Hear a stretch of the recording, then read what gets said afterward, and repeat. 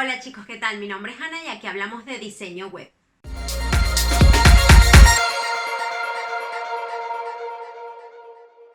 En el video anterior de esta serie les hablé de qué es accesibilidad para la web. Eso lo hice como introducción para el contenido que vamos a ver hoy.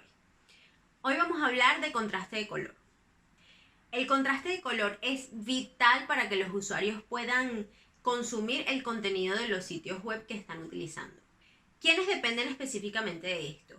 Gente con baja sensibilidad al contraste, esto se puede ver específicamente en ancianos, y gente con daltonismo, que básicamente es gente que no puede distinguir los colores.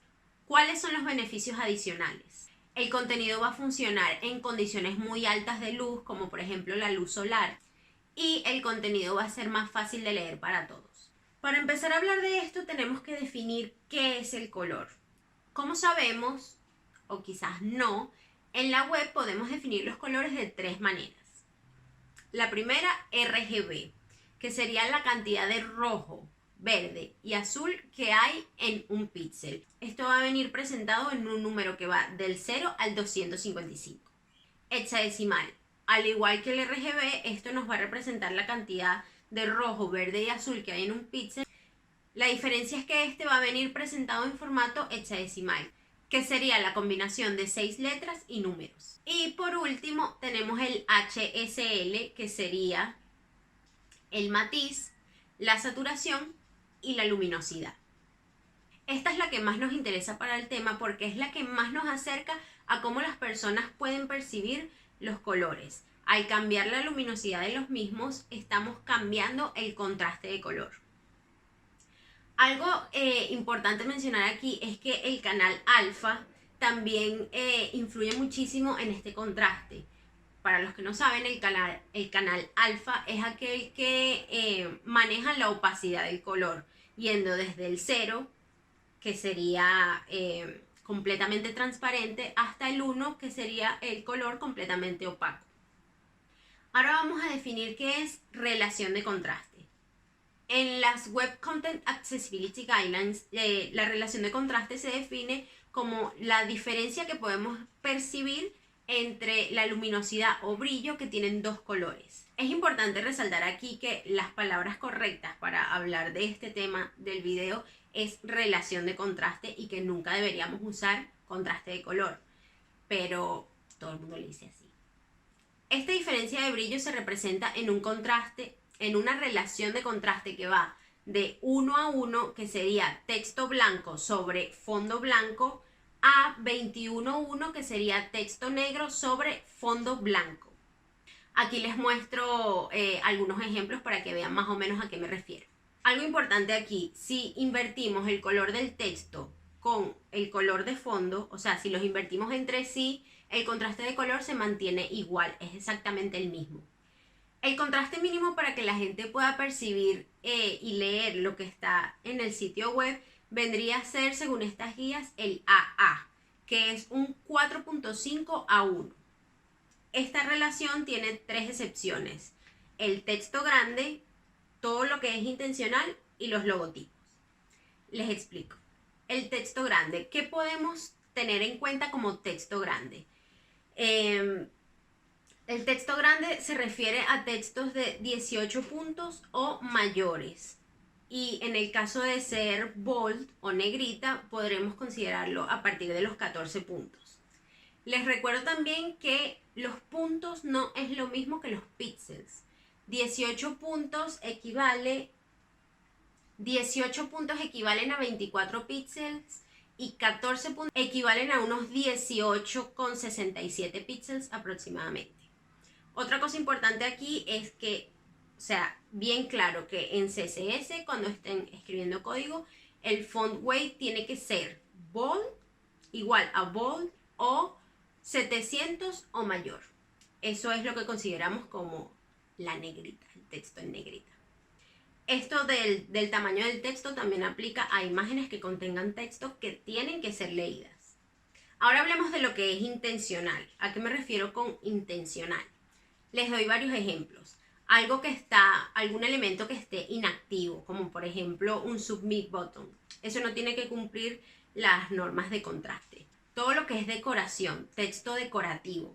Por ejemplo, cuando usamos una imagen de fondo que tiene texto, eso no tiene que cumplir las especificaciones de contraste. Todo lo que no tiene que ser visible para la gente, como los skip links. Y por supuesto, texto en fotos o en imágenes que no es necesario que sea leído. Y los logotipos. Algo muy importante aquí, no se vale redondear. Si ustedes tienen una relación de contraste que les da 4.48 a 1, eso no equivale a 4.5 a 1. Ahora hablemos de varios casos en general. Por ejemplo, las imágenes con texto. Estas imágenes es requerido que el texto cumpla con las especificaciones de contraste, solo si es necesario que el usuario lea ese texto para entender el contexto de la página. Si no aporta nada al usuario, como lo dije anteriormente, no es necesario que cumpla con este requisito. Outline y halo, todo lo que es efectos que van en el texto pueden influir bastante en la relación de contraste. Lo que se suele hacer o lo que nos dicen las guías que hagamos es que tomemos el borde del texto, la línea borde, como si fuera el background. Entonces, hacemos esa relación entre el color del texto y la línea y eso es lo que tiene que pasar el test. Degradados, imágenes de fondo y transparencias. Todo el texto que vaya encima de estas cosas que tenga que ser leído por el usuario tiene que cumplir con esta norma. Una vez que hagan la prueba de contraste, que si no la han hecho nunca, les dejo herramientas aquí abajo en la descripción. Esa prueba el software no puede hacer la prueba sobre imágenes o degradados o transparencias. Lo que yo les recomiendo es que no lo hagan. O sea, eviten poner letras sobre ese tipo de imágenes. Siempre tienen que buscar cumplir con accesibilidad. Si está en sus manos no hacerlo, pues no lo hagan. Pongan un texto sobre un fondo liso y que cumpla con el requisito de ser AA, es decir, 4.5 a 1.